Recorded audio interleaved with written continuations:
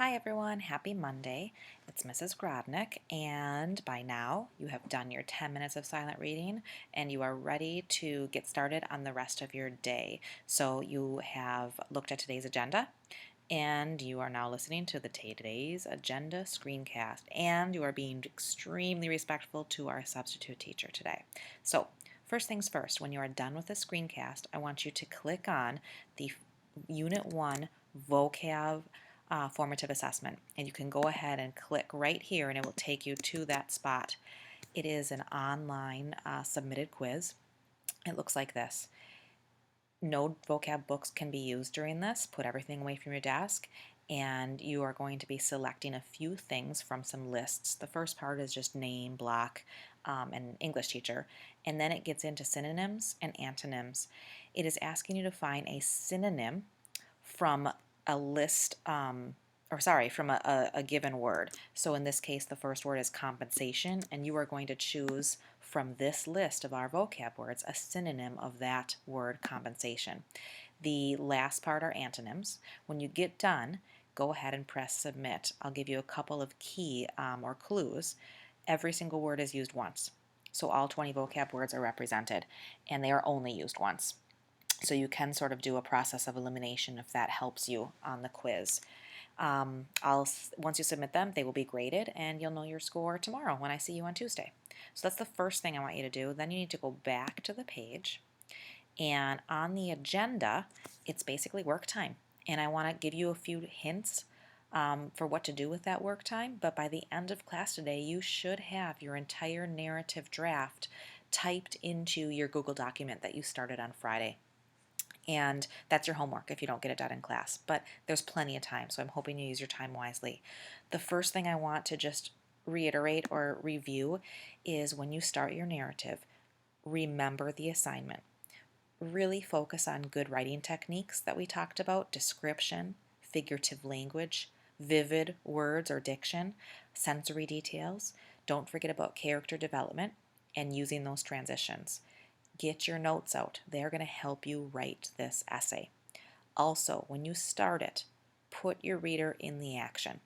That is one of the most important things I can tell you. It really gets me into a story if I'm plopped into the action or in the middle of an action. It sets the tone and it makes it more interesting.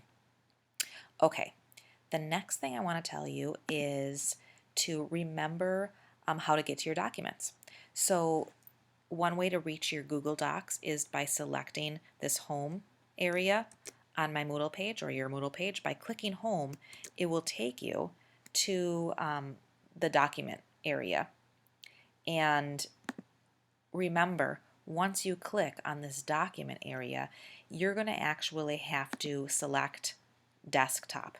Okay, on the very bottom of your screen, which will look something like this. Click desktop, and that will allow you to edit and add document details a lot easier on your iPads. So that's the first thing you have to do. The next thing you're going to want to do is format your essay properly. And take a look at this. If you need to press pause, do so now. You need your first and last name. You need your teacher name, your block, your date. You have to think about all of those things that make a piece of work quality. And that's something we talked about the first week of school. The actual essay itself needs a title. You need to indent the first sentence of each new paragraph, and capitalization, punctuation, and spelling all count. Now with the iPads typing, it does get tricky. Capitalization sometimes is a little off, and I get spelling can be off, but that's what proofreading is for. You need to proof this thing.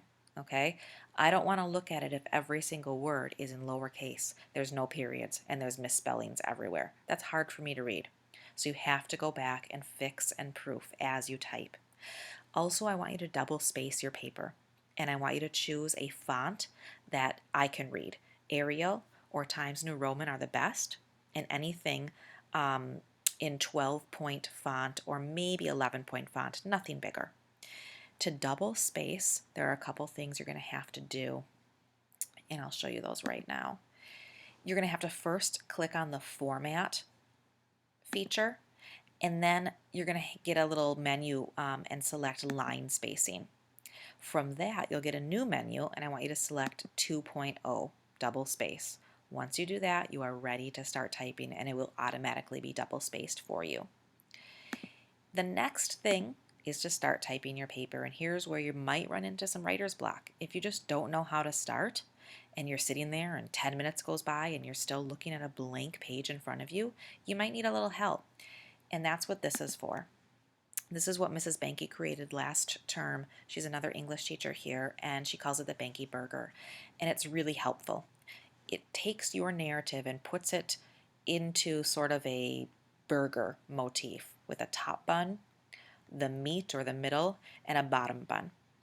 And I want you to think of that burger as your narrative and as each of those parts of the burger as the beginning, the middle, and the end. So in the beginning or the top bun of your paper, these are some things you need to talk about or you need to write. What is the character seeing, hearing, smelling, touching, tasting? Okay, where are you basically in this memory or this event, this story? The middle of your paper then becomes the meat, and that's the event itself. Okay, what's happening? What happened first, what happened next, and what happened last. And because that's the event and it's telling things in sort of a chronological order, that's when those transitions in time will be used the most.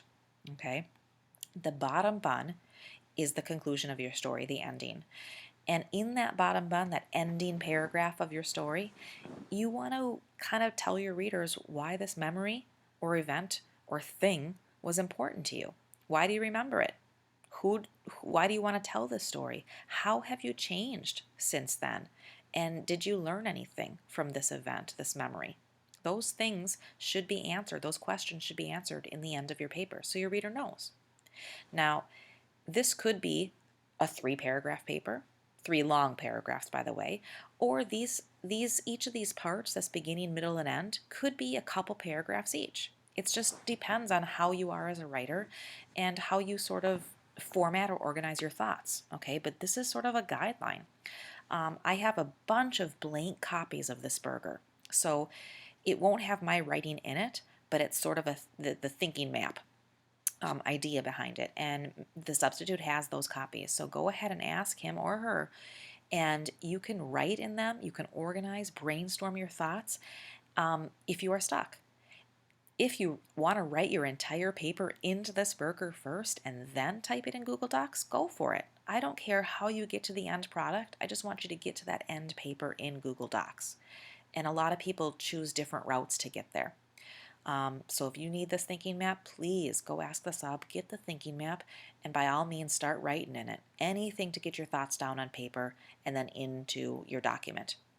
By the end of the day today, you should have quite a bit typed in there.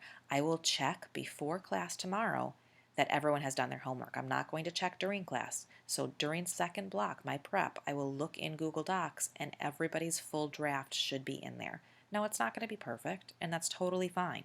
We will have tomorrow and a lot of this week to fix it and to revise it and add and take out what's needed.